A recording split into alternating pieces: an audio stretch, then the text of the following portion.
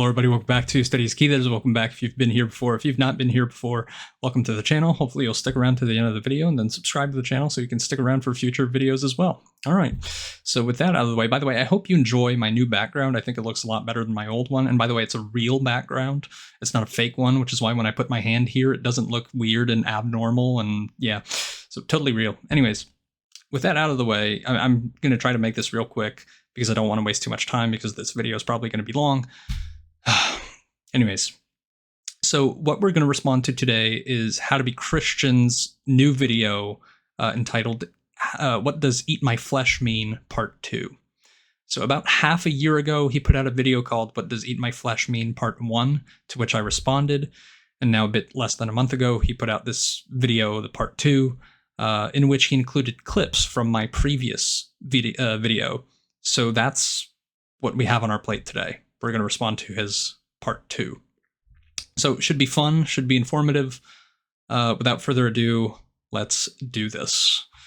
His video is a 1 hour and 41 minute video, and I cut it down into like 20 minutes of clips, which is really not that bad, to be honest. So let's do this.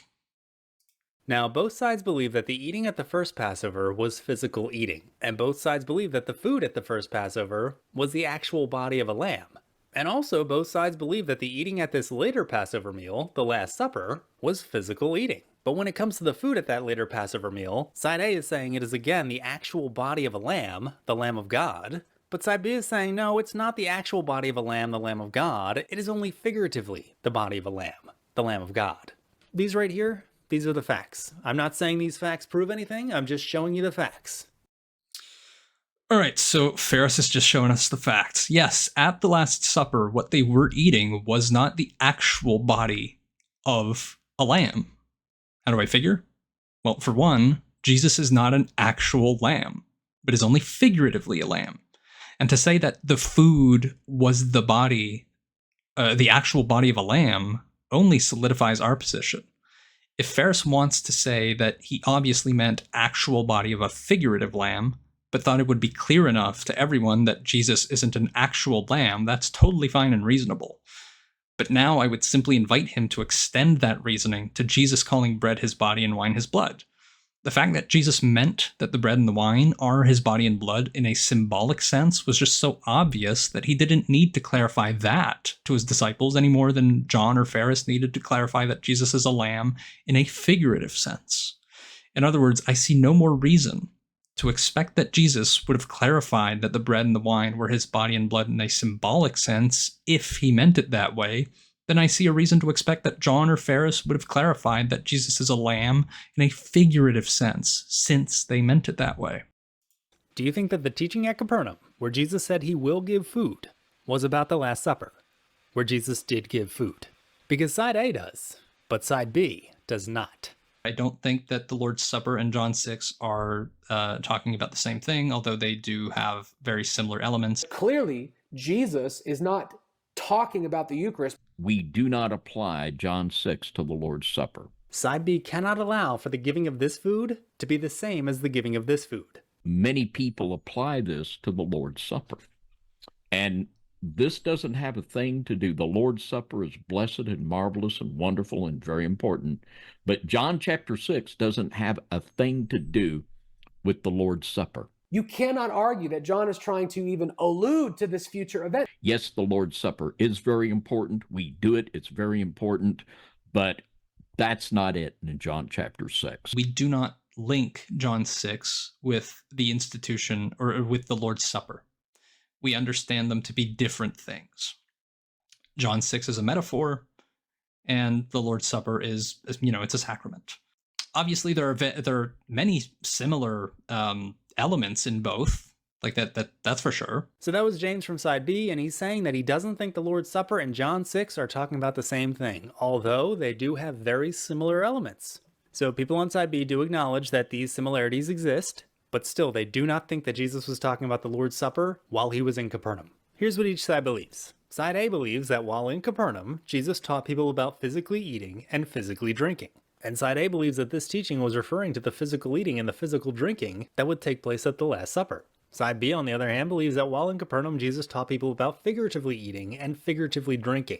According to Side B, this was in no way about physical eating and physical drinking. It is not physical. So Side B says this teaching was definitely not about the physical eating and the physical drinking that took place at the Last Supper.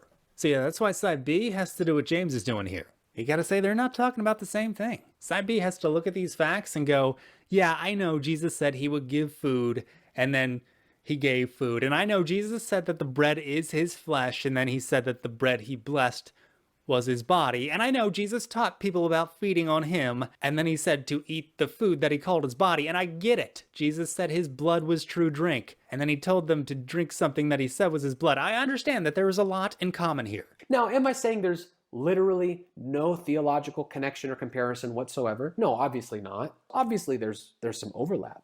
Obviously, there are many similar elements in both, like that's for sure. I can't help but think of the Lord's Supper when I read those words. So yeah, Side B has to look at these facts and say, yeah, I get it. They have a lot in common.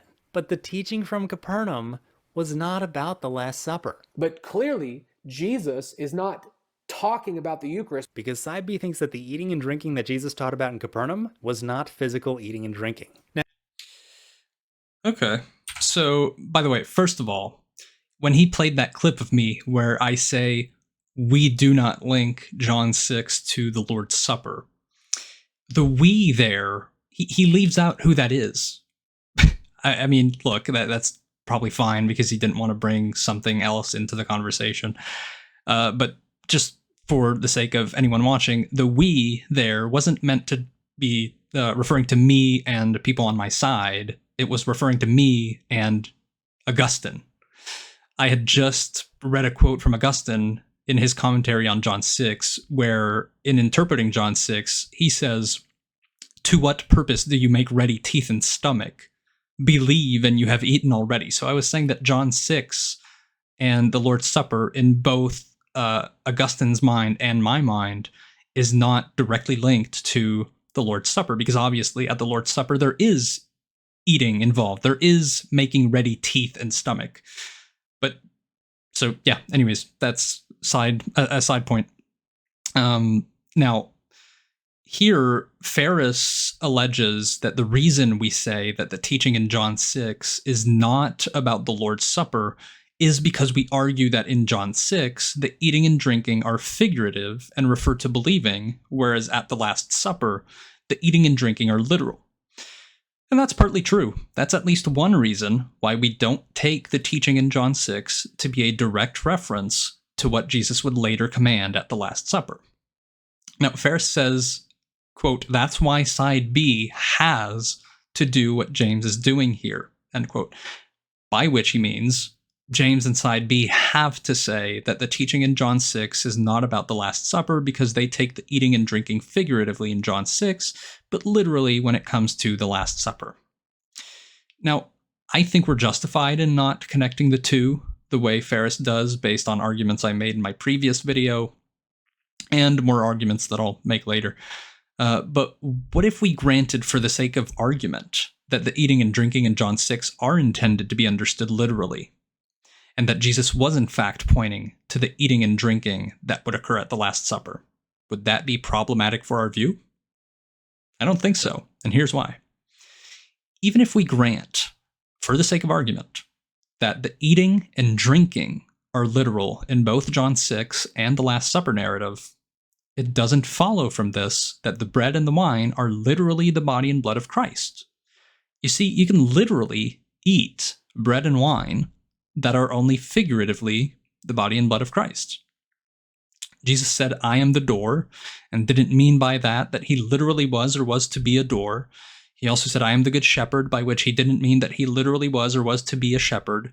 And "I am the true vine," by which he didn't mean that he literally was or was to be a vine. So likewise, when Jesus in John 6 said, "I am the bread of life," he didn't mean by that he literally was or was to be bread. If we're to be consistent, we should understand Jesus to be identifying bread as nothing more than a figure of himself, like in the case of these other relevant "I am" statements. So there's no evidence that literal bread becomes the literal body of Jesus at the Last Supper, according to John 6. At best, if Jesus in John 6 was in fact teaching that they would literally eat bread down the line, it would be bread as a figure of the body of Jesus.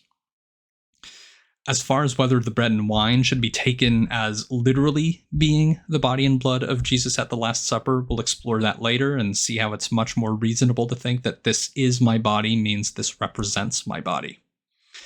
So again, if we grant that the eating and drinking in John 6 are to be understood literally, I don't think that's actually the case, and that Jesus was pointing to the eating and drinking that would occur at the Last Supper, our view remains unscathed. Next clip.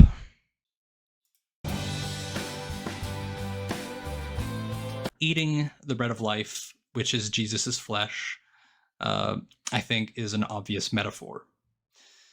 Now, let's look at John 8, verse 12. He says, I am the light of the world. Whoever follows me will not walk in darkness, but will have the light of life. Is Jesus literally identifying himself as like a light? Like he emits photons and, if he's in a dark room, then you see everything because of it. No, he's not identifying himself literally as a light. This is obviously a metaphor. And we don't need to, get into like what it means and all of that, because that's sort of getting on a tangent. So what's another example? He says, I am the door. Is Jesus literally a door? Is he calling himself an actual door? Does Jesus have hinges, as people often ask? No, Jesus is not literally identifying himself as a door. He's like a door. This is a metaphor, obviously. I am the good shepherd. Was Jesus literally identifying himself as an actual shepherd? No, he's not, because we're not actually sheep, first of all. Second of all, Jesus, before he began his public ministry, was not a shepherd. He was a carpenter, like his earthly father. I am the true vine. Is Jesus literally a vine? No, obviously. He's not actually a vine. This is also a metaphor. So these are all metaphors. Jesus has a bunch, at least 4 I am statements in John's gospel that are clearly metaphors. And in fact, let me just go back to John 10 for a second. He says, in verse 6 here, it literally says it explicitly. This figure of speech Jesus used with them, it's a figure of speech. So John 10 is even explicit about it. So as you can see there, Side B is great at quoting these I am statements. They said this one, and this one, and this one, and this one. Jesus said, I am the door. I am the door. I am the door. I am the good shepherd. I'm so sorry for pausing it here. That made me laugh so hard when I heard it live. I am the door. I love that. Let me play it again, and then we'll just keep going. I am the door. I am the door. I am the door. I am the good shepherd. I am the true vine. I am the true vine. Side B does an amazing job at quoting the I am statements. What they're not so great at, though, is, talking about the rest of the conversation. Like, it's the I am the door here. That's not even the beginning of the conversation. This beginning part of the conversation is very important to understanding why Jesus might say, I am the door. We don't need to, get into like what it means and all of that. Yeah, that's the thing. Side B rarely gets into what the I am statements mean and all that. So let's do what these guys from Side B aren't doing and actually read the full passage from the Bible. In John chapter 10, we're told that Jesus said, Truly, truly, I say to you, he who does not enter the sheepfold by the door, but climbs in by another way, that man is a thief and a robber. But he who enters by the door is the shepherd of the sheep. To him the gatekeeper opens. The sheep hear his voice, and he calls his own sheep by name and leads them out. When he has brought out all of his own, he goes before them, and the sheep follow him, for they know his voice. A stranger they will not follow, but they will flee from him, for they do not know the voice of strangers. Now this stuff that Jesus was saying about the door and the sheep, I'm pretty sure that was just a figure of speech. Because the next line says this figure of speech Jesus used with them, but they did not understand what he was saying to them. So here is the beginning part of the conversation that none of these guys on Side B mentioned. Jesus started off by talking about a door. he was being figurative here. This was a figure of speech. The author of John's Gospel tells us that. So Jesus was making a figure of speech about a door. He said, "He who enters by the door," but we're told that the people did not understand what he was saying to them. So Jesus again said to them, "Truly, truly, I say to you, I am the door of the sheep. All who came before me are thieves and robbers, but the sheep did not listen to them. I am the door. If anyone enters by me, he will be saved and will go in and out and find pasture." So these guys all quote, "I am the door," and they act like "I am the door" is the main thing that Jesus said. Like he walked in front of a crowd and said, "Hey, I am the door. Figure that out." But really, "I am the door" explains the figure of speech that Jesus used, and they didn't understand. So yeah, "I am the door" looks a bit different when you read the passage like this, instead of like this. Or actually, in the case of James, he read the passage like this. James read part of verse 9, and then he read part of verse 6. John 10, verse 9. He says, "I am the door." He's like a door. This is a metaphor, obviously. In verse 6 here, it literally says it explicitly. This figure of speech Jesus used with them, it's a figure of speech. So John 10 is even explicit about it. So yeah, James here is saying that "I am the door" is a figure of speech, and he's saying that John 10 is explicit about it. But this part right here where John 10 is being explicit about a figure of speech, that belongs up here, before "I am the door," and after the initial door metaphor. This right here is what John 10 explicitly calls a figure of speech. "I am the door" is never called a figure of speech. All right. So Ferris just went through painstaking lengths to make it seem like I'm doing harm to the text by isolating "I am the door" in John 10:9 and calling it a metaphor based on John 10:6, which is specifically calling what Jesus said in verses 1 to 5 a figure of speech. So has Ferris actually pointed out a flaw on my part, or is this section of his video completely asinine?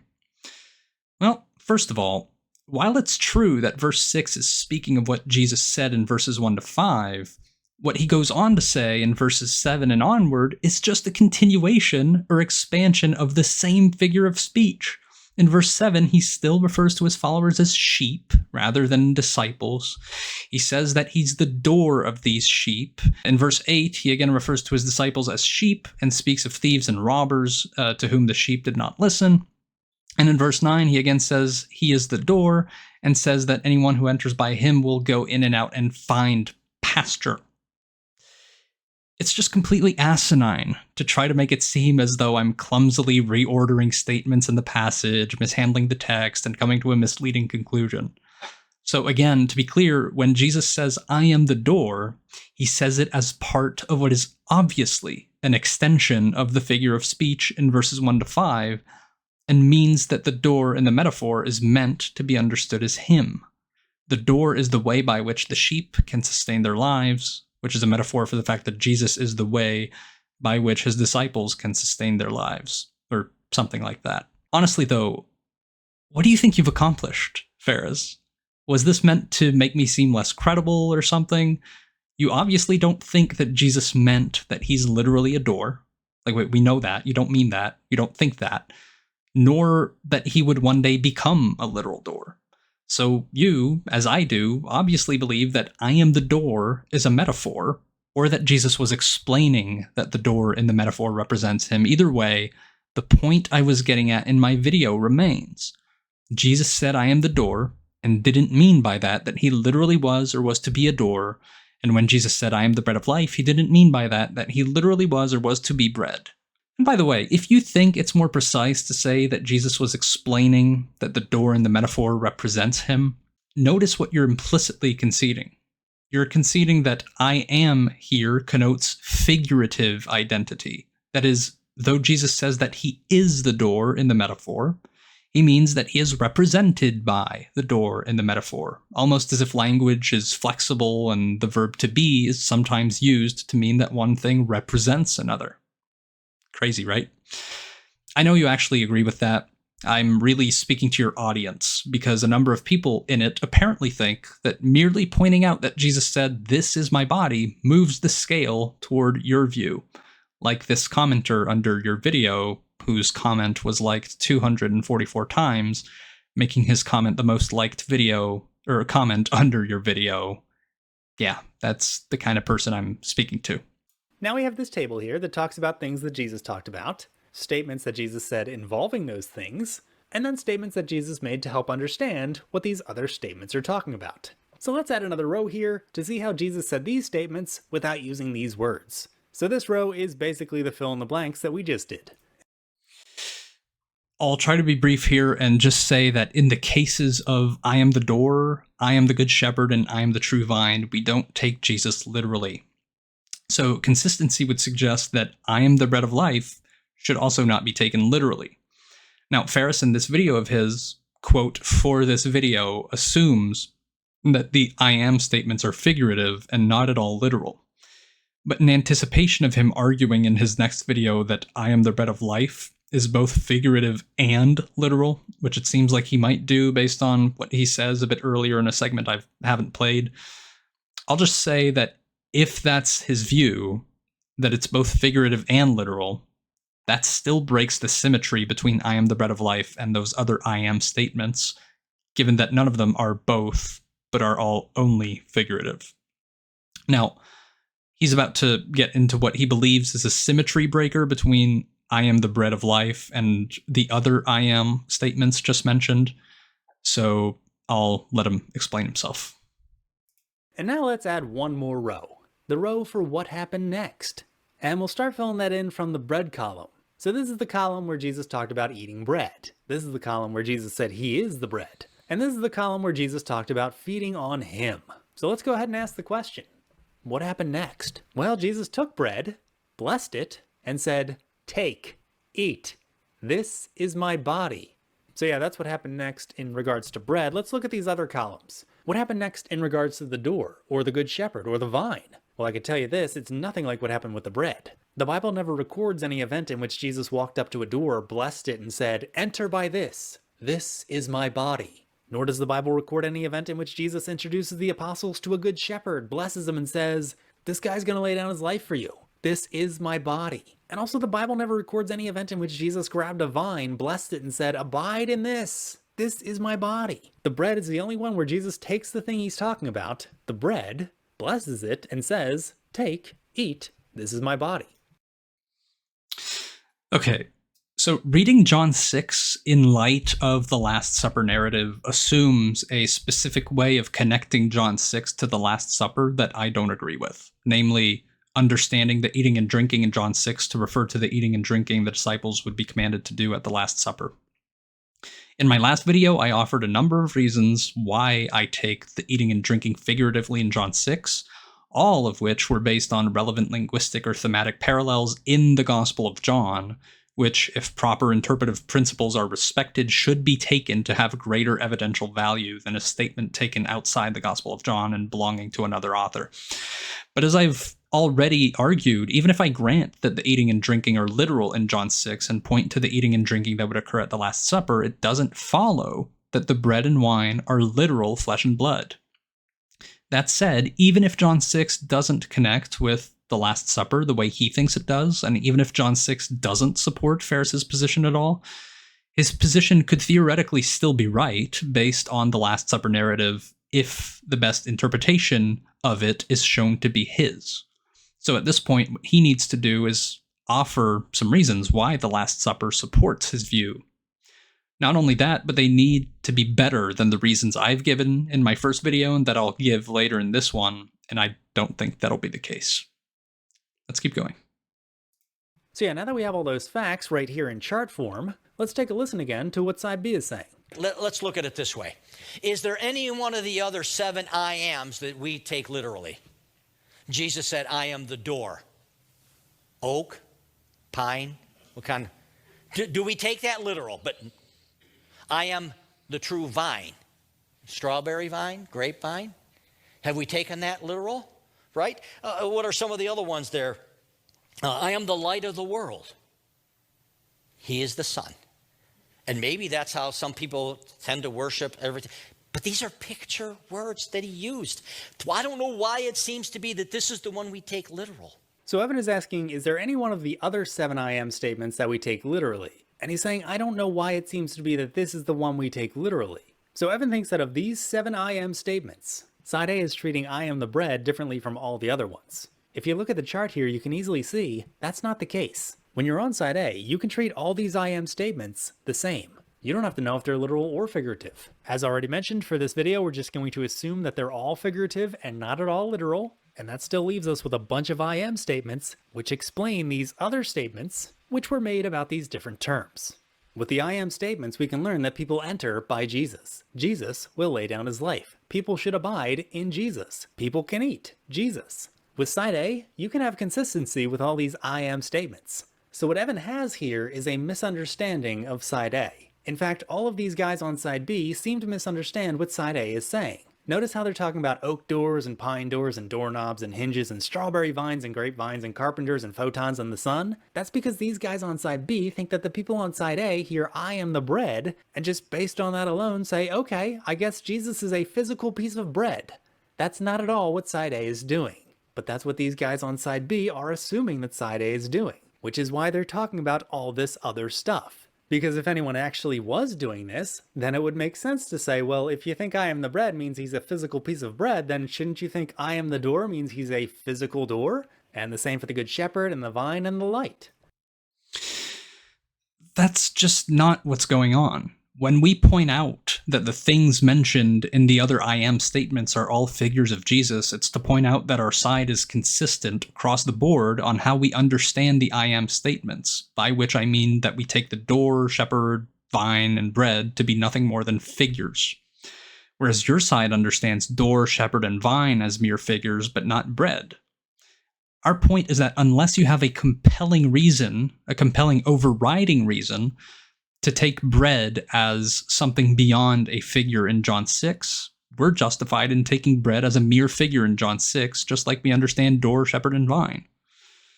And as one example of how Ferris's side sometimes argues that I am the bread of life is more than a figure, consider what Catholic Answers says in a tract called Christ in the Eucharist. It says, fundamentalist writers who comment on John 6 also assert that one can show Christ was speaking only metaphorically by comparing verses like John 10:9, I am the door, and John 15:1, I am the true vine. The problem is that there is not a connection to John 6:35, I am the bread of life. I am the door and I am the vine make sense as metaphors because Christ is like a door. We go to heaven through him. And he is also like a vine. We get our spiritual sap through him. Now, let me park here for a second. The seeming implication of these words here, that I am the door and I am the vine, makes sense as metaphors because Christ is like those things, is that I am the bread of life doesn't make sense as a metaphor because he's not like bread. But this is complete nonsense. The whole point of the discourse is to point out that, like the manna in the wilderness that sustained the lives of the wandering Israelites, Jesus sustains the lives of those who believe in him. But that just doesn't make sense, I guess. Come on! Ferris, do like I did with the Protestant argument from verse 63 and call this argument from Catholic Answers stupid, would you? Anyways, the tract goes on to say, but Christ takes John 6:35 far beyond symbolism by saying, for my flesh is food indeed, and my blood is drink indeed. John 6:55. So on that, 2 points. First of all, the New Revised Standard Version Catholic edition of verse 55 says, my flesh is true food, and my blood is true drink. Now, both true food or food indeed are fine, but I just didn't want the linguistic similarity between John 6:55 and John 15:1 to be lost. Do we take true vine to mean non-figurative vine? No, and the same is true in John 6:55. True food doesn't mean non-figurative food. One might try to object to what I just said on the basis of the different Greek words translated true in John 6:55 and 15:1, but that won't hold up. The words aletheis and alethinos are very closely related. Alethinos is used in John 15:1, John 1:9, and John 6:32 to mean, respectively, that Jesus is the vine of all vines, the light of all lights, and the bread of all breads. say that Jesus is the vine of all vines doesn't mean he's a literal vine, nor does saying that Jesus is the light of all lights mean that he is a literal light, nor does saying that he is the bread of all breads mean that he is literal bread. What's meant in every case is that Jesus is the greatest form of all these things, in that he performs their functions in a far greater way. Now, in John 6:55, the closely related word aletheis means genuine. And in continuation with Jesus being figurative bread, what he's saying is that he, the figurative bread sent by the Father, is genuine sustenance. The lives of those who believe in him will genuinely be sustained, just like one's life is sustained by literally eating bread, but in a far greater way, leading to their lives being sustained forever. By the way, the fact that a number of people do not understand what I just said to be the actual meaning of Jesus' words is exactly what Jesus was aiming for with this discourse. He wanted them to not understand, be offended, and stop walking with him. A lot of people miss this, but I think the word choice in verse 60 is quite intentional. It says, when many of his disciples heard it, they said, "This is a hard saying, who can listen to it?" The word translated heard and the word translated listen to are the same word, akouo. So we're told that there is one sense in which the disciples heard or akouoed Jesus' hard saying, but another in which they could not akouo it. This, I think, is meant to point to the prophecy of Isaiah 6. In Matthew 13:13, pay attention to what Jesus says in reference to this prophecy. He says, quote, "This is why I speak to them in parables, because seeing they do not see, and hearing they do not hear, nor do they understand." As Mark 4:11-12 puts it, "And he said to them, to you has been given the secret of the kingdom of God, but for those outside everything is in parables, so that they may indeed see but not perceive, and may indeed hear but not understand, lest they should turn and be forgiven." Why did Jesus use cryptic speech? Why did he not want everyone to turn and embrace him? Well, Paul tells us. Paul says, "But we impart a secret and hidden wisdom of God, which God decreed before the ages for our glory." None of the rulers of this age understood this, for if they had, they would not have crucified the Lord of glory. Jesus' speech was meant to be cryptic rather than plain, and he meant to get the crowd in John 6 to turn back and no longer walk with him. So the fact that Jesus on the surface may sound to some people like he's being literal is something our side can easily account for. On the third day, there was a wedding at Cana in Galilee, and the mother of Jesus was there. Jesus also was invited to the wedding with his disciples. When the wine ran out, the mother of Jesus said to him, "They have no wine." And Jesus said to her, "Woman, what does this have to do with me? My hour has not yet come." His mother said to the servants, "Do whatever he tells you." Now there were 6 stone water jars there for the Jewish rites of purification, each holding 20 or 30 gallons. Jesus said to the servants, "Fill the jars with water." And they filled them up to the brim. And he said to them, "Now draw some out, and take it to the master of the feast." So they took it. When the master of the feast tasted the water now become wine, and did not know where it came from, though the servants who had drawn the water knew, the master of the feast called the bridegroom, and said to him, "Everyone serves the good wine first, and when people have drunk freely, then the poor wine. But you have kept the good wine until now." This, the first of his signs, Jesus did at Cana in Galilee, and manifested his glory, and his disciples believed in him. After this he went down to Capernaum, with his mother and his brothers and his disciples, and they stayed there for a few days. So this, the changing of water into wine, the first of his signs, Jesus did at Cana in Galilee. Now what we can learn from this is that Jesus has the ability to take one thing and miraculously turn it into something else. So given that fact, it's within the realm of possibility that Jesus could take bread and miraculously turn that into his body. Also, if he wanted, he could take wine and miraculously turn that into his blood. These are concepts that should not sound crazy to you if you believe that Jesus can turn water into wine. And you'd be correct, it doesn't sound crazy to me. So obviously none of us disagree that Jesus can miraculously transform bread into flesh and water into wine. That's not the issue.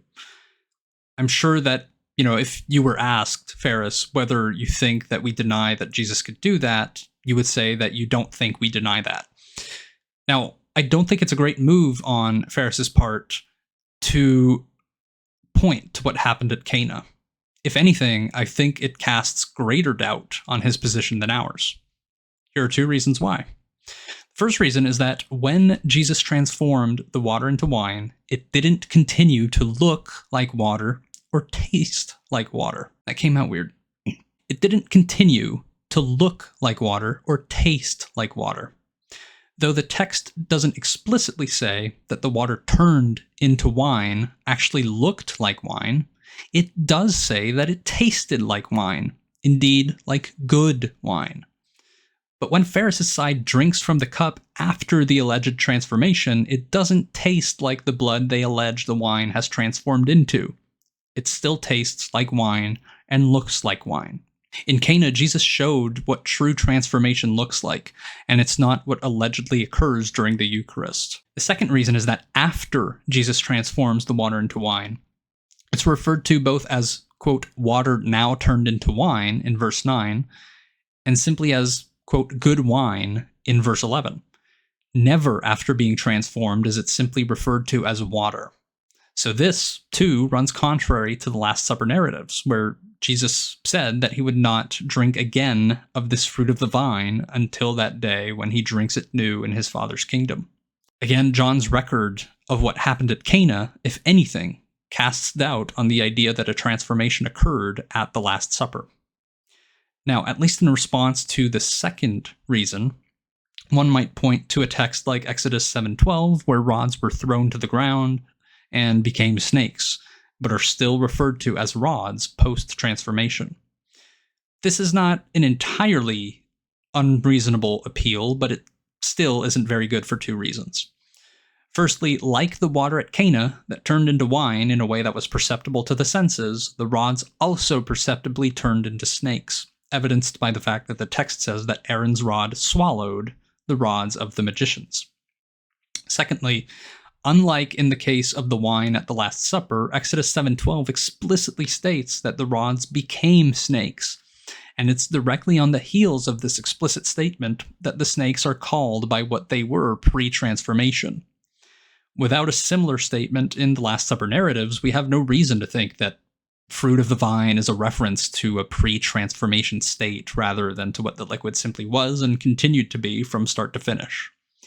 Of course, this is my body and this is my blood of the covenant are pointed to as evidence of a transformation, but there's no compelling reason for taking the 2 statements that way, as we've seen and will continue to see as we press on. Okay, so everybody on side B believes that this is my body means this is a symbol, sign, or representation of my body and not my actual body. And everyone on side B believes that this is my blood means this is a symbol, sign, or representation of my blood and not my actual blood. Meanwhile, over on side A, they believe that this is my body means really, this is my body. And they believe that this is my blood means really, this is my blood. So basically what we have here are statements of this is my blank. This is my body, this is my blood. The statements go, this is my blank. And there are at least 2 possible ways to interpret a this is my blank statement. It could mean really, this is my blank. For instance, this is my Game Boy. So you can fill in the blank with Game Boy, and when I say this is my Game Boy, I mean really, this is my Game Boy. Like that's really what this is. This is my Game Boy. Getting back to blank, so if somebody said this is my blank, they could mean it as this is a symbol, sign, or representation of my blank, and not my actual blank. For instance, this is my stomach. Put stomach in the blank there, and the way I mean it is this is a symbol, sign, or representation of my stomach and not my actual stomach. This is not my actual stomach, it's just a box. It's an empty box, and because it's an empty box, this is my stomach. It's a symbol, sign, or representation of my stomach because I haven't eaten in days and I am very hungry right now. So a statement of this is my blank could mean really, this is my blank. But it also could mean this is a symbol, sign, or representation of my blank and not my actual blank.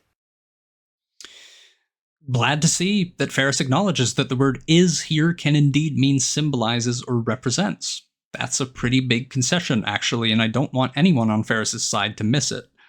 Jesus' use of the word is here isn't the slam dunk some people on his side think it is. So the question is, when God said, this is my body, or this is my blood, which way did God mean it?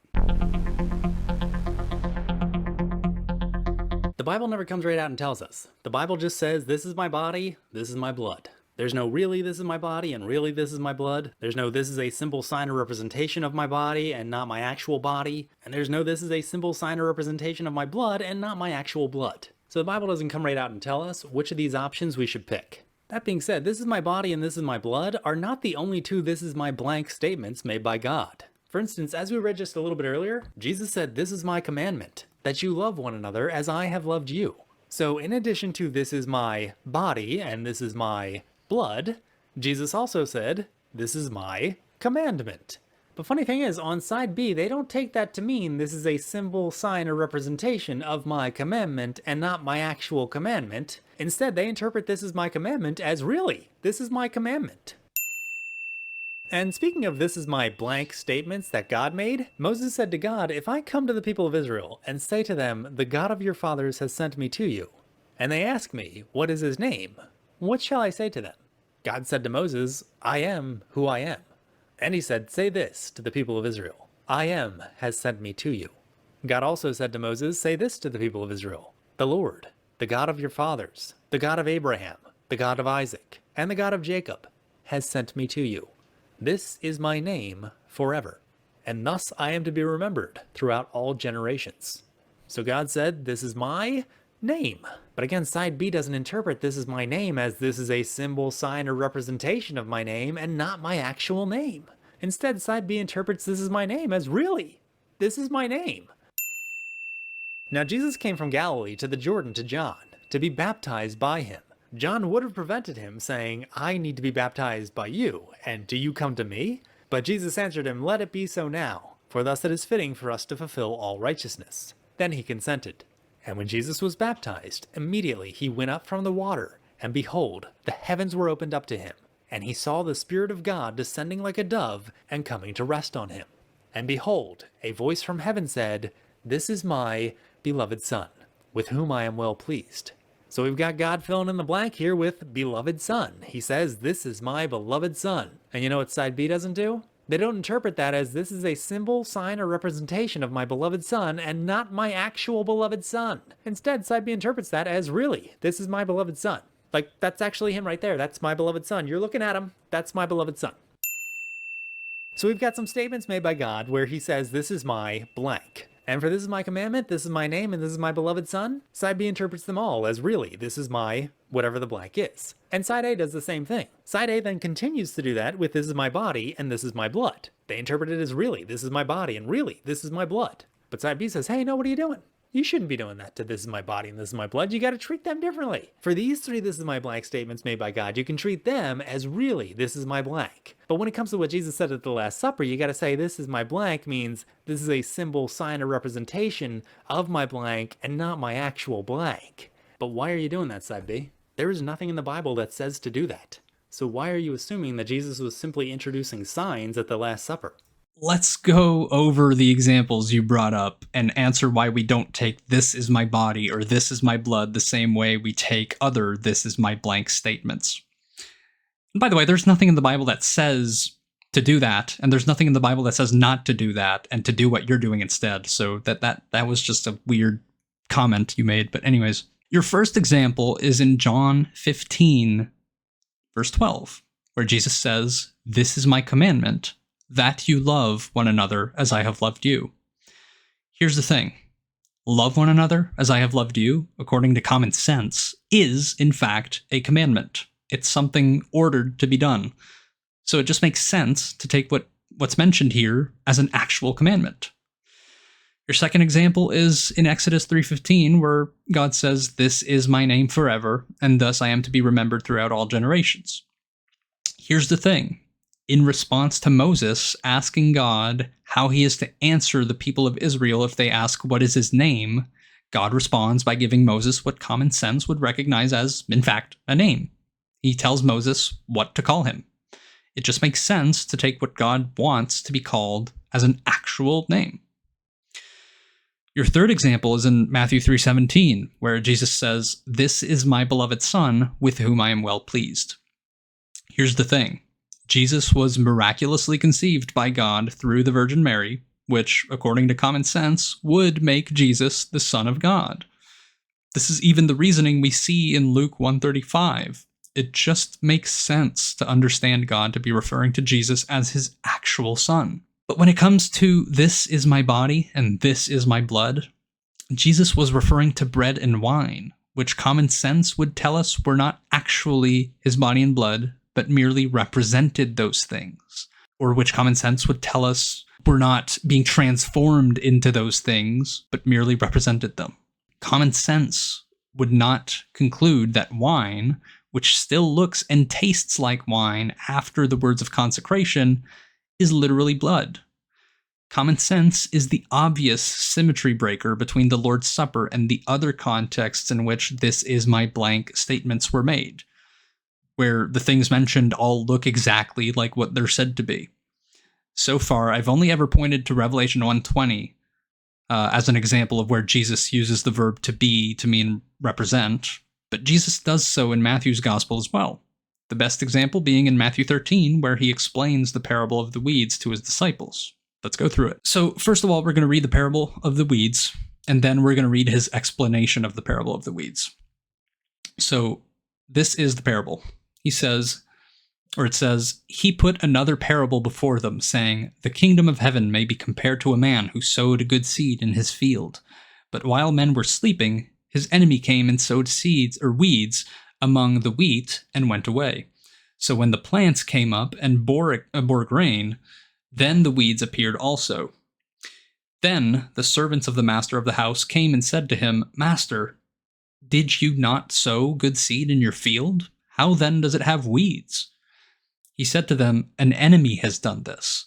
So the servants said to him, then do you want us to go and gather them? But he said, no, lest in gathering the weeds you root up the wheat along with them. Let both grow together until the harvest, and at harvest time I will tell the reapers, gather the weeds first and bind them in bundles to be burned, but gather the wheat into my barn. So that's the parable. Now let's look at the explanation of the parable. Parable of the weeds explained. Then he left the crowds, referring to Jesus, and went into the house. And his disciples came to him, saying, explain to us the parable of the weeds of the field. He answered, now pay attention, the one who sows the good seed is the Son of Man. Is here means represents, right? The one who sows the good seed in this parable represents the Son of Man.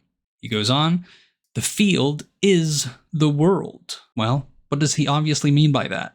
The field represents the world, okay? The field in this parable represents the world. And the good seed is the sons of the kingdom.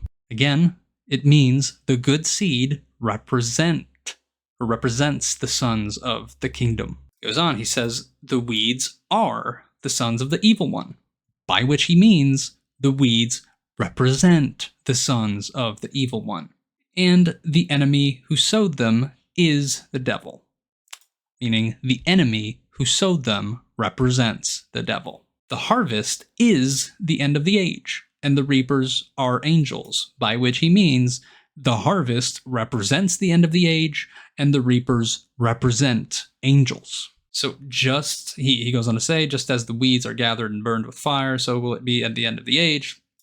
Anyways, so the relevant parts I just read through, he consistently uses the word is or are to mean represents or represent, depending on plural or singular. Those are very clear examples in the Gospel of Matthew, the very same Gospel where, we have one of the Last Supper accounts where the word is used this way. So what we have is a common sense interpretation of the Lord's Supper that takes Jesus to be using the word is to mean represents, just like he does in Matthew 13, showing that we're not twisting the word is to mean something it never means. Let's keep going.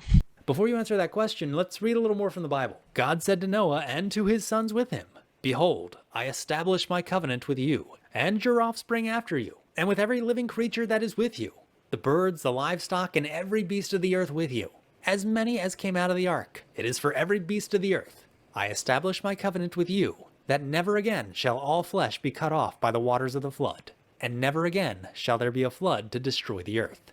And God said, this is the sign of the covenant. that I make between me and you and every living creature that is with you for all future generations. I have set my bow in the cloud, and it shall be a sign of the covenant between me and the earth. When I bring clouds over the earth, and my bow is seen in the clouds, I will remember my covenant that is between me and you and every living creature of all flesh.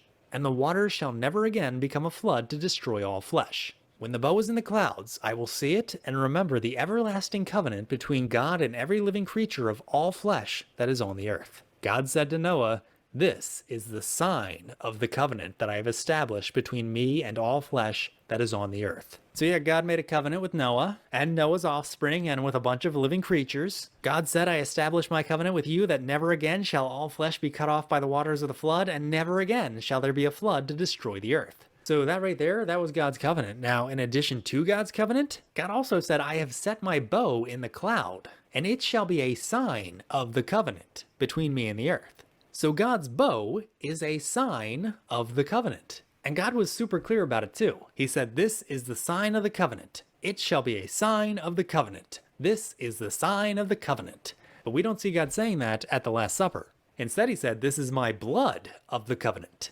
So God is able to label something as a sign of the covenant if it's actually a sign of the covenant. Which means if you're on side B, you should be asking yourself, why didn't God do that here? He didn't do that here because he's following the Jewish custom of interpreting elements of the Passover meal, and he's doing so with an Old Testament passage in mind that isn't any of those you just read. According to Craig Keener, quote, "Passover ritual interpreted most elements of the meal and included blessings over the cup," end quote. What Keener calls interpreting elements of the Passover meal refers to assigning meaning to said elements. For example, during Passover, the Jews would drink, and still drink, of what are often called the 4 cups, which stand for the 4 successive stages of deliverance in Exodus 6, verses 6 to 7. Now, according to G.K. Beals and D.A. Carson's commentary on the New Testament use of the Old Testament, blood of the covenant is language alluding to Moses' words during the inauguration of the Old Covenant in Exodus 24:8. So, alluding to this, Jesus assigns meaning to the wine by saying that it represents the blood of the new covenant, his blood. He's not alluding to a passage that uses the word sign and intentionally leaving it out so as to indicate that his words are to be taken literally here or something. Let's keep going. God talked about a sign at the first Passover. We read all of this already in part 1, but the Lord told people to take the blood of a lamb and put it on the doorpost and the lintel of the houses in which they ate it. And the Lord said, "The blood shall be a sign for you on the houses where you are. And when I see the blood, I will pass over you, and no plague will befall you to destroy you when I strike the land of Egypt." The word sign here is not even synonymous with symbol or representation. And that's part of the reason I wouldn't even expect Jesus to use the word sign to communicate that the wine represents blood. In the Septuagint, the Greek word for sign here is semeion, and means something like indication. When the Lord would see the sign or indication, he would pass over them. Paul uses the same word in 2 Thessalonians 3:17, saying that writing the greeting with his own hand in his letters is a semeion of genuineness, that is, a sign or indication that the letter is really from him. Similarly, in Luke 2, we're told that an angel of the Lord appeared to a group of shepherds to tell them about the birth of Jesus. In Luke 2:12, the angel says, quote, "And this will be a sign," that is semeion, "for you. You will find a baby wrapped in swaddling cloths and lying in a manger," end quote, by which the angel meant that finding a baby lying in a manger would be an indication for them that this was indeed the baby the angel told them about, a Savior who is Christ the Lord. In both cases, what it means for a thing to be a semeion is that the thing indicates something to a person, not that it's a symbol or representation of something, in the sense that a heart of stone is a symbol or representation of an inflexible disposition, for example. Now, to be sure, a sign can symbolize something, it can represent something, but that's a feature of certain signs. Sign isn't synonymous with symbol or representation. As a helpful example, think of someone who draws a little circle on the top of their hand as a sign of an uncompleted task. It's a visible indication and reminder of the task that needs to be done, but it doesn't symbolically depict depict what the uncompleted task is. Let's keep going. And did you know that God said to Abraham, "As for you, you shall keep my covenant, you and your offspring after you throughout their generations? This is my covenant, which you shall keep between me and you and your offspring after you. Every male among you shall be circumcised. You shall be circumcised in the flesh of your foreskins, and it shall be a sign of the covenant between me and you. He who is 8 days old among you shall be circumcised. Every male throughout your generations, whether born in your house or bought with your money from any foreigner who is not of your offspring, both he who is born in your house and he who is bought with your money shall surely be circumcised. So shall my covenant be in your flesh, an everlasting covenant. Any uncircumcised male who is not circumcised in the flesh of his foreskin shall be cut off from his people. He has broken my covenant." So you may have noticed there we just had another "this is my blank" statement being made by God. God said, "This is my covenant." And surprise, surprise, both sides interpret that as, really, this is my covenant. God is talking about an actual covenant here.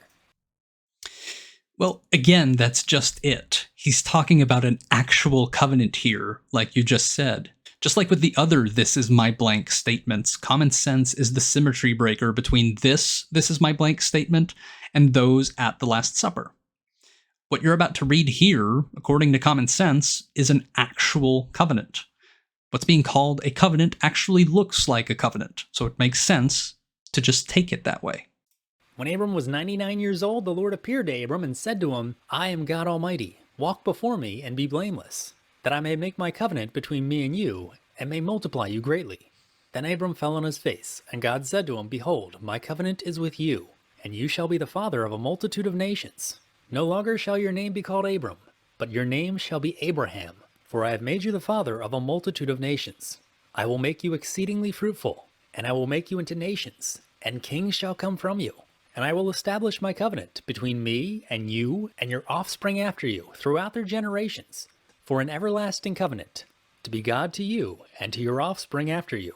And I will give to you and to your offspring after you the land of your sojournings, all the land of Canaan, for an everlasting possession, and I will be their God." And God said to Abraham, "As for you, you shall keep my covenant, you and your offspring after you throughout their generations. This is my covenant, which you shall keep between me and you and your offspring after you." And how was it that Abraham could keep the covenant? God said, "Every male among you shall be circumcised." And that mark of circumcision was a sign of the covenant. God said, "You shall be circumcised in the flesh of your foreskins, and it shall be a sign of the covenant between me and you." So let's see here. The bow was a sign, and God called it a sign. The blood was a sign, and God called it a sign. And circumcision was a sign, and God called it a sign. But when it comes to the food and the drink at the Last Supper, we're not told that Jesus called them signs. God said that the bow is a sign of the covenant with Noah. God said that circumcision is a sign of the covenant with Abraham. But when it came to that drink at the Last Supper, Jesus said, "This is my blood of the covenant." So we have signs of the covenant here, and we have Jesus' blood of the covenant here, but for some reason, Side B insists that this is a sign of the blood of the covenant and not the actual blood of the covenant. Okay, so I just covered why I wouldn't expect Jesus to speak of the wine as a sign of the blood of the covenant to mean that it represents the blood of the covenant. So I won't repeat myself on that point, but what I will say in response to what's on screen right now, actually it's not on screen, let me get it back on screen. Let's let it play for just a few seconds here. This is a sign of the blood of the covenant and not the actual blood of the covenant. Yeah, so now it's on screen. So what I'll say to what's on screen here is we don't need to add words like "is a representation of" between "is" and "my blood," because the word "is" itself is what we contend means represents. In Matthew 13:38, when Jesus says the field is the world, we don't need to read the words "a representation of" between "is" and "the world," because the word "is" itself means represents. Just want to be clear on that. Let's keep going. Covenant. So my question for Side B is this. What makes you think that in the Last Supper accounts, that "this is my blank" statements have to be interpreted as "this is a symbol, sign, or representation of my blank, and not my actual blank"? Part of the reason why I'm asking this is because Side B doesn't treat any of God's other "this is my blank" statements in that way. Also, another part of the reason, God clearly knows how to introduce symbolism into the mix if that's what he wants to do. God can call something a sign of the covenant if it's actually a sign of the covenant. So side B, please, try to answer this question. All right, so first of all, I think the better question to ask is, what makes you think that in the Last Supper accounts, this is my body and this is my blood are best interpreted as this is a symbol / representation of my body / blood and not my actual body / blood? I don't claim that this is my body or this is my blood have to be interpreted the way I interpret them, but that the way I interpret them is the most reasonable way. You said that part of the reason you're asking the question is because we don't treat any of God's other "this is my blank" statements that way, and that another part of the reason is because God clearly knows how to introduce symbolism into the mix, and you point to passages with the phrase "sign of the covenant." So here's my answer to the tweaked question. Number one, common sense suggests that what Jesus calls the fruit of the vine, and which looks and tastes like the fruit of the vine during Mass, is actually just the fruit of the vine.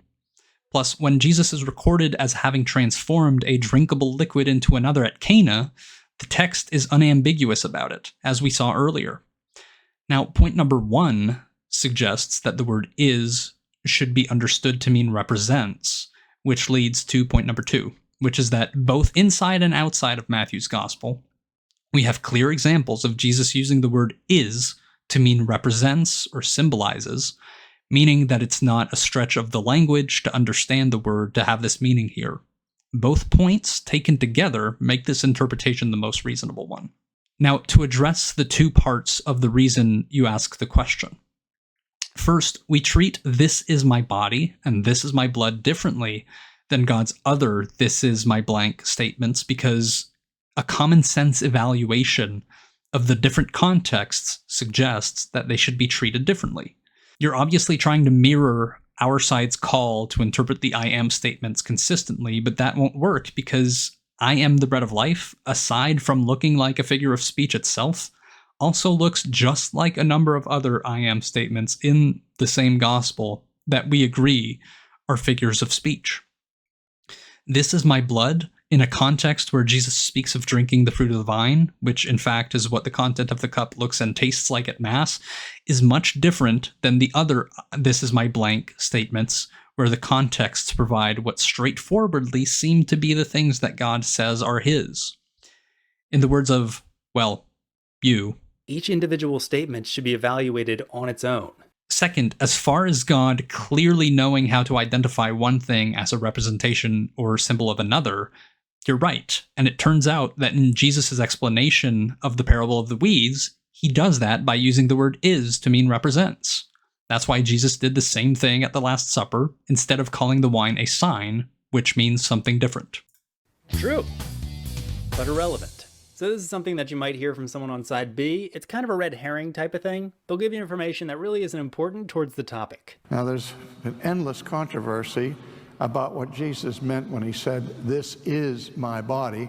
Was he identifying that bread with himself? Was the verb "to be" there used as a copula, meaning an identification that this bread is identical to my body? Now, there are lots of people who think so. Luther took the position in the debates and discussions among the reformers about whether or not the bread was literally the body of Christ. Like Nikita Khrushchev at the United Nations, Luther pounded on the table saying, "Hoc est corpus meum, hoc est corpus meum. This is my body." Well, everybody knew that's what he said.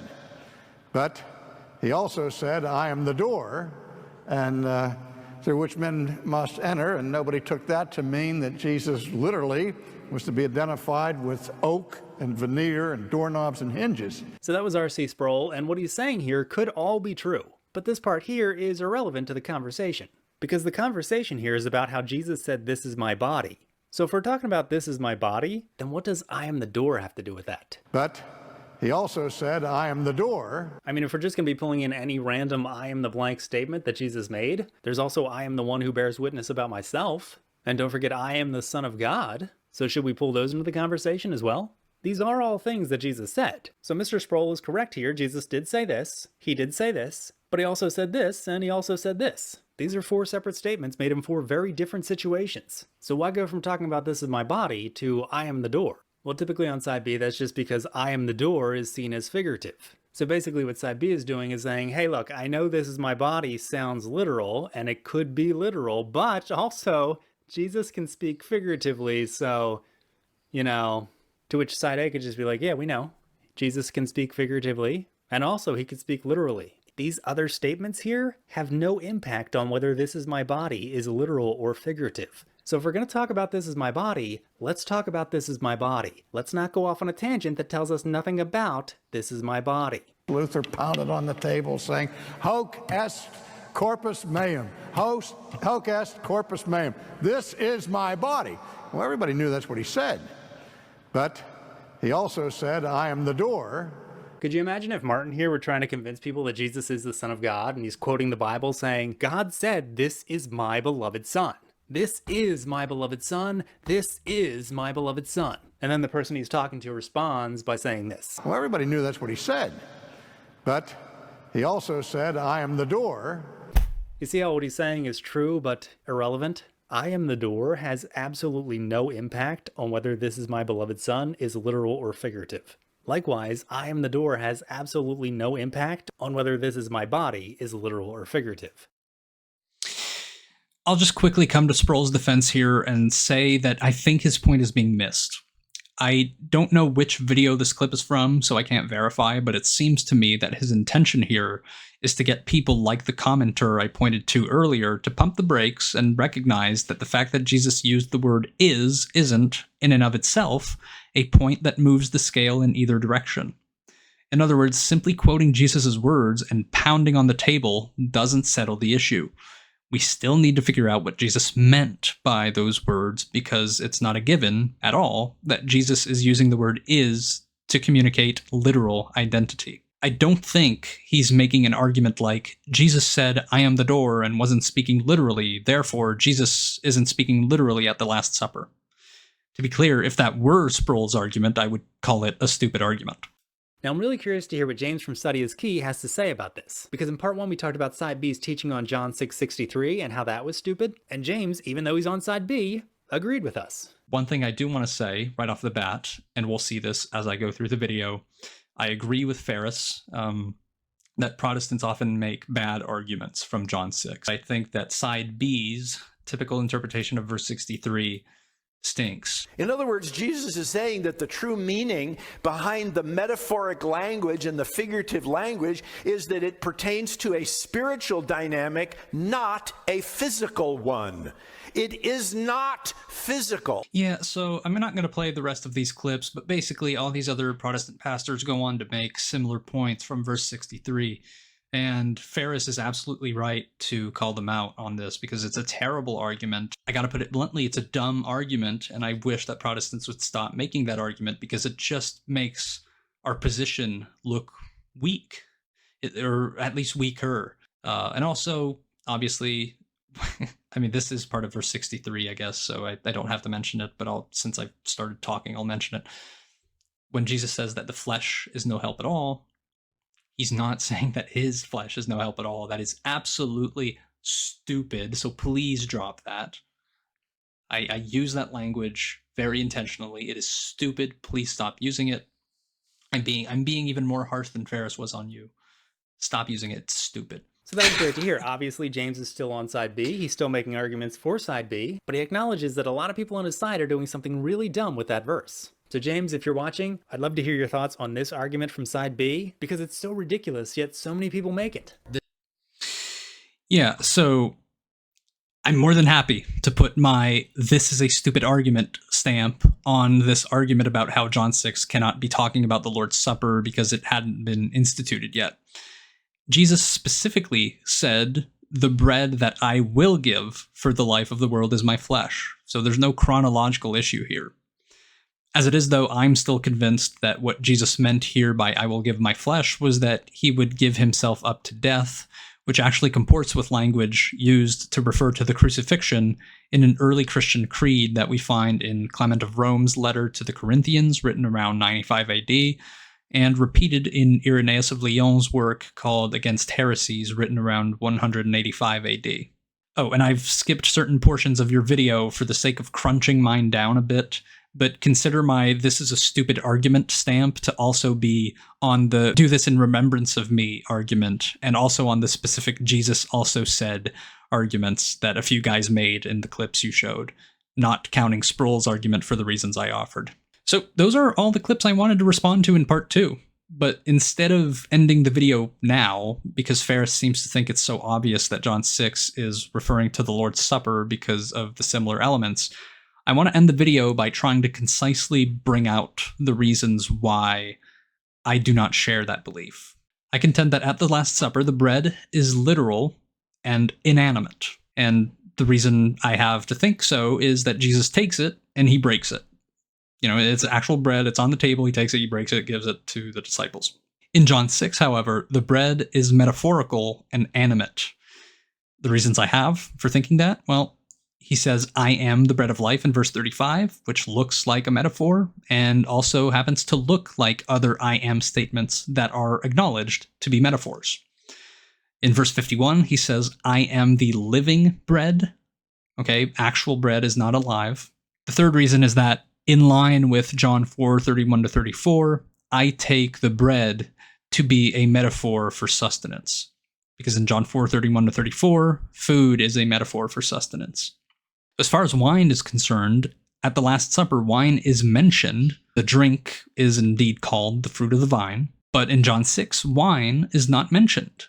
Now, if Jesus' flesh has a corresponding metaphor, which is bread, then it makes sense that Jesus' blood does too. And I would say that that drink is the one that quenches the thirst of those who drink of it forever in John 6:35b. But I would say that the unnamed drink there is probably water, not wine. And the reason I think that is, well, I compare John 4:14a and 6:35b. The statements are very similar, and in 4:14a, it's referring to water. And so I think that in 6:35b, it would make sense that that unnamed drink there is water. Water is the drink that, you know, leads to life in the rest of John, in John 4:14, and in fact, even in John 7. I think that at the Last Supper, the eating is literal. They're sharing a meal, so that just makes sense, right? I mean, I don't think anybody would dispute that. Whereas I think the eating in John 6 is figurative, and that's in line with the bread being figurative, and it's also in line with John 4, verses 31-34, where eating food refers to doing the will of God and accomplishing his work. And by the way, again, Augustine, this is the way he understood it too. He understood the eating to refer to believing. He said, "For what purpose do you make ready teeth and stomach? Believe and you have eaten already." Also at the Last Supper, I think the drinking is literal. Again, they're sharing a meal. And in John 6, I think the drinking is figurative. And that's in line with the eating being figurative. It's in line with John 4:14, where drinking living water refers to, or is a metaphor for receiving the Holy Spirit. And I would invite you to look at John 7, verses 38-39 to, you know, get how I figure that's the case. And it's in line with John 7, verses 37-38, where drinking is a metaphor for believing. And it fits with the fact that in John 4:14a and in John 6:35b, respectively, we read, "Whoever drinks of the water that I will give him will never be thirsty again, and whoever believes in me shall never thirst again." So in one text you have drinks, and in the other you have believes. And I think I think those two verses are obviously parallel. I think John 6:35 is recalling what John wrote in John 4:14. So that just makes sense. It just makes sense to take the drinking as figurative. And lastly, I think that at the Last Supper, there is literal bread given one way, which is, by which I mean there's actual bread broken and given into the hands of the disciples. Whereas in John 6, what we have is metaphorical bread given another way, by which I mean his actual flesh, which is metaphorical bread in that it sustains life like manna, was given as a sacrifice on the cross to be eaten, that is, believed in. Also, here's the rationale for each element in both accounts. And by element, I mean bread, body, wine, blood. I think that looking at the rationale for why both accounts bring these things up is also very relevant when it comes to figuring out whether we should draw a direct line from John 6 to the Last Supper or not. At the Last Supper, the bread is like the bread of affliction. It's bread with assigned meaning. If you don't know about halak ma'anya, I think that's how you pronounce it, I would encourage you to look it up. It's something they pronounce over bread at the Passover, and this, according to the scholars that I've read, was probably likely an already established tradition in the first century. So Jesus would have been aware of this tradition where they would eat what they called the bread of affliction, and what they would say over the bread was, "This is the bread of affliction," blah, blah, blah, blah, blah, and they keep going. So that's the purpose of the bread, I think, at the Last Supper. It's like the bread of affliction. It's bread with assigned meaning. And the meaning that it's assigned at the Last Supper, obviously, is it represents the body of Christ. Now, the reason I think they bring up the body of Christ at the Last Supper is because it refers to, or it's meant to picture the Passover lamb being eaten. The reason I think they bring up the wine at the Last Supper is that it's like the 4 cups, which is another Jewish tradition during Passover. It's wine with assigned meaning. I talked about this earlier. The reason I think they bring blood up at the Last Supper is because, first of all, Jesus is alluding to Exodus 24:8, where Moses speaks of the blood of the covenant as he's instituting the Old Covenant, and because it's an allusion to Exodus 12, where we read about the blood of the Passover lamb that averts destruction. Jesus' blood averts destruction. It's by his blood that we are justified, that we are saved. Now, in John 6, the reason I think Jesus brings up bread is that Jesus is like manna from heaven. That is, he sustains the lives of those who eat of him. That is, those who believe in him. Now, the reason he brings up flesh is because he's likening himself to the Passover lamb that needs to be eaten. But of course, the eating here in John 6 is not literal. It's figurative, but it makes sense because, again, he is the Passover lamb. Now, the wine in John 6 just isn't mentioned. I can't mention a rationale for mentioning wine. Wine is not mentioned. Now, the reason I think blood is mentioned in John 6 is that it's an allusion to Leviticus 17, verse 14, where there is a prohibition on drinking blood of any flesh because the life of all flesh is its blood. And in John 6:53, Jesus says that unless you have his blood in you, you have no life in you, right? Unless you drink his blood, you have no life in you. So the language is alluding to this prohibition on drinking blood, which would have obviously offended the Jews. And by the way, there's something to be said about the fact that it was illegal to drink the blood of any flesh, because Jesus, obviously, he was flesh. And so that's another good reason for thinking that the content of the cup does not actually turn into the literal blood of Jesus, nor did it do so when Jesus was sitting with the disciples, because at that time, Jesus and the disciples were still under the law. And that would have been a violation of the law if it had been blood that they drank. Now, it's, some people argue that the rationale for not drinking blood is given in Leviticus 17, and because the rationale doesn't apply to Jesus, then it wouldn't have been a violation of the law to drink Jesus's literal blood. To be honest, I'm iffy. I don't think that's a great argument. It's also not a terrible one. So to be honest, that's why I haven't appealed to this argument yet about it being a violation of the law, because I'm sort of iffy on it. But to be honest, I would prefer to err on the side of caution and say that Jesus wouldn't have made them drink literal blood. But anyways, I'm not going to press that into service very hard here. And the other reason I think he mentions blood in John 6 is, again, because it's an allusion to Exodus 12, the blood of the Passover lamb that averts destruction. So how do I figure that John 6 is not pointing to the Last Supper? By recognizing that though they share notable similarities, they also have notable differences.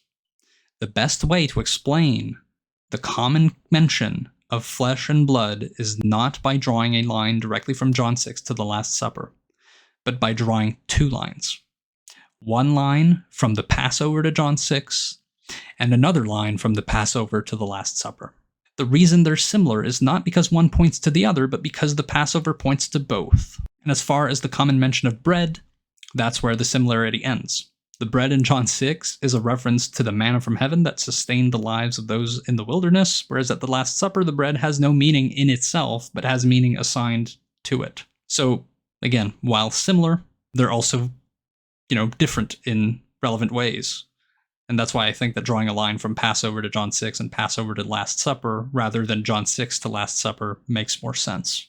I think it better accounts for the differences, the notable differences, while nevertheless also accounting for the notable similarities. Now, I also want to offer a helpful framing of what I think Jesus meant in John 6 compared to what those listening understood, leading to their turning away. This is what I gather that Jesus meant in John 6. Jesus offers his literal flesh to figuratively eat as figurative bread. Let me say that again. Jesus offers his literal flesh to figuratively eat as figurative bread. And now here's what I think the crowd understood in John 6. Jesus offers his literal flesh to literally eat as figurative bread. So I think the only place they went wrong was understanding the eating literally, just like the disciples in John 4. When Jesus says, "I have food to eat that you do not know about," they respond by saying, "Has anyone brought him something to eat?" And to this, Jesus says, "My food is to do the will of him who sent me and to accomplish his work." I think that's continuity within John's meta-narrative. And what I mean by that is, John is drawing from distinct, separate stories and weaving all of them into one big story throughout his gospel. And I think that this, understanding John 6 this way, maintains the continuity with John 4 and fits with the way that John seems to be writing his gospel. Now, the last thing I want to do in this video is comment on a comment that Ferris left under my video. My first video, that is. I'm not going to read the whole exchange between Ferris and I, but this is what he says. He's referring to my first video where I brought up an example from Revelation 1:20, where I might butcher this a little bit because I'm doing it off the top of my head, but basically, to pick one of the two things mentioned in Revelation 1:20, I think it says the 7 stars are the 7 churches, by which I argue it's obviously meant the 7 stars represent the 7 churches. And I appealed to that to argue that, for the same reason that I argued to appealed to Matthew 13 earlier, which was to establish that the word "is" at that time and in that language could, in fact, refer or mean represent, right? You could say the 7 stars are 7 churches to mean the 7 stars represent 7 churches. That's a legitimate use of language at that time. And so when we suggest that that's what it means at the Last Supper, we're not twisting the way language functions. Okay, it's a legitimate way to speak. And I also offered an example from a movie scene from a movie called Con Air, where the guy essentially has a model on the ground and he says, "This is the boneyard, this is the hangar, and this is our plane." And I point out that obviously in all 3 occurrences, he's not making a literal equivalence between the boneyard he's referring to and that he's pointing to on the ground, the model. He means this represents the boneyard, this represents the hangar, and this represents our plane. And so I'm showing that, even in today's way of speaking. It's a legitimate use of language. And this is what Ferris says. He says, your examples were not that good, which is why we used the stomach example. As for your biblical example, you didn't even use a "this is my" statement. Now, I'm not going to get into that because I addressed that in the video today. He says, you used a situation that was very clearly explaining elements in a vision. As for the Con Air example, it was clear that the guy was discussing a model that he built. He says, neither of your examples matched the Last Supper. Why? You were choosing examples where it was obvious that things were symbolizing other things. Now, again, I just want to highlight, this is what I said to Ferris. I said, I quoted him, you were choosing examples where it was obvious that things were symbolizing other things. And I said, yeah, that's the point. That's what you do when you want to establish that a certain word can be used in a certain way. You don't go with examples where it's unclear whether it's actually being used in the way you're trying to demonstrate it can be used. So I think he might have taken my argument the same way that he took R.C. Sproul's argument. Maybe he thinks that I was making more out of that than I was actually making. I was just establishing that is an actual linguistic possibility that the word "is" can mean "represents" in the language that Jesus was, or in the language that the New Testament was recorded. And at the time it was recorded.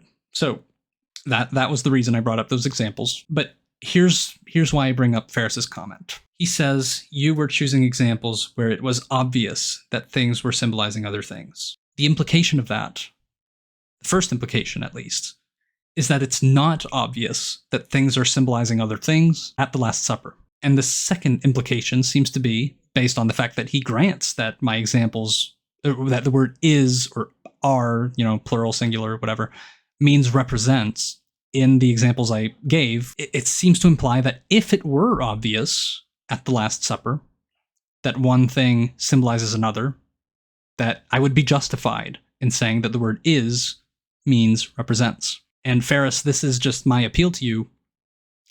I think it's obvious. I do think it's obvious that one thing represents another at the Last Supper. Jesus refers to the content of the cup as the fruit of the vine and says that he won't drink again of the fruit of the vine until he drinks it new with his disciples in his Father's kingdom. And when we partake of this today, when you partake of this today, the content of the cup looks and tastes like wine. Your senses tell you this is wine. So it's called the fruit of the vine by Jesus, and it continues to look and taste like the fruit of the vine. I think that constitutes obvious. And therefore, I think I am justified in taking "this is my blood" to mean this represents my blood, and "this is my body" to mean this represents my body. At Cana, when he transformed water into wine, it actually looked like wine and tasted like wine. Well, I can't confirm that it looked like wine because it doesn't explicitly say that, but they refer to it as good wine, right? It obviously tasted like wine. And this is just not in continuity with what you think occurs during the Last Supper. I'm not saying that God couldn't transform wine and bread into blood and flesh, but somehow maintain the look and the taste and all of this of bread and wine. But I think that's ridiculous. I think that it would be better for the world if people who believe what you believe stopped believing what you believe and you came over to our side. Because remember, the world is watching. And if there is something that appears stupid to the world, and it turns out it's not even what Jesus taught, then that teaching should be taken out of the way so that we can remove an obstacle from people. If people say or think, you know what, I can't convert to Christianity. I mean, it's just so silly. It's just so stupid. I mean, they think they're drinking blood and eating flesh, literally, when it doesn't look like that's what they're doing. That it's completely foolish. That's an obstacle in the way of unbelievers. And if it turns out that that belief is wrong, and you can remove that obstacle from people, then you should do it. I seriously invite you to reconsider your position. I think it's so obvious. And I can't put it any more I want to put it more bluntly, but I want to be nice.